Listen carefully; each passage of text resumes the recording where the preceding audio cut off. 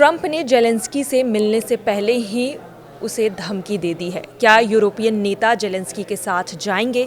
Trump ने क्या धमकी दी है? ट्रंप की धमकी का जेलेंस्की पर क्या असर पड़ेगा और क्या जवाब जेलेंस्की ने दिया है? और रूस यूक्रेन युद्ध का अगला मोड़ क्या होगा?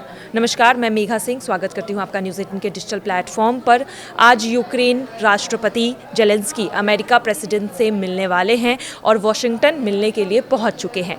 आज की तारीख यूक्रेन, रूस और अमेरिका तीनों के लिए बेहद ही खास है। दुनिया भर की नज़रें इस मीटिंग पर टिकी हुई है। रूस और यूक्रेन के बीच लगभग 4 साल से चल रहे युद्ध का अगला मोड़ क्या होगा, ये आज तय हो जाएगा। ट्रंप ने पहले पुतिन से मुलाकात की, जिसके बाद समझौते का एक मौसाद लेकर वो जेलेंस्की से मिलने वाले हैं। ट्रंप की पूरी कोशिश होगी कि वे इस समझौते के लिए जेलेंस्की को किसी भी तरह से मनाएं, क्योंकि अब इस युद्ध के साथ उनके मौजूदा कार्यकाल की साख भी जुड़ी हुई है। वहीं यूक्रेन चाहेगा कि उसे किसी भी तरह से रूस के आगे झुकना ना पड़े।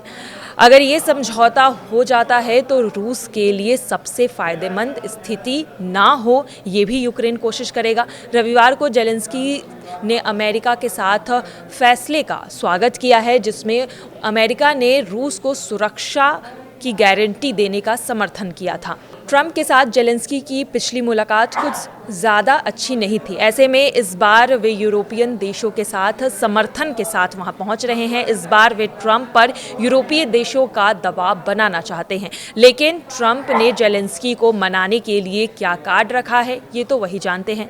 जेलेंस्की ने अमेरिका पहुंचने के बाद डोनाल्ड ट्रंप को धमकी जो उन्हें मिली थी, उसका जवाब उन्होंने देते हुए कहा कि यूक्रेन और रूस की लड़ाई में फ़र्क है, क्योंकि यूक्रेन अपनी आज़ादी के लिए लड़ रहा है। ऐसे में पुतिन को इस युद्ध को खत्म करना होगा।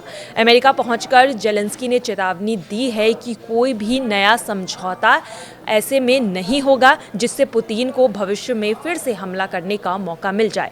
उन्होंने 2014 में क्रीमिया पर रूस के कब्जे और डोनबास क्षेत्र पर हमले का भी उदाहरण दिया है। जेलेंस्की ने कहा है कि हम सभी यही चाहते हैं कि यह युद्ध जल्द से जल्द रुक जाए, लेकिन वो इस युद्ध को तभी खत्म करेंगे जब इस युद्ध में उन्हें आगे चलकर ये दिलासा दिया जाए कि आगे चलकर रूस फिर से उन पर हमला नहीं करेगा। लेकिन शांति स्थायी होनी चाहिए, ना कि वैसी जैसे कि पहले थी। अब रूस को क्रीमिया और डोनबास छोड़ने को मजबूर किया गया था और पुतिन ने इसका फ़ायदा उठाकर फिर हमला किया। ये बात उन्होंने फिर से याद दिलाई है। उन्होंने ट्रंप की क्रीमिया वाली बात पर यह साफ कह दिया है कि तब यूक्रेन को क्रीमिया छोड़ने के लिए मजबूर किया गया, जिसकी वजह से रूस ने दोबारा हमला किया है।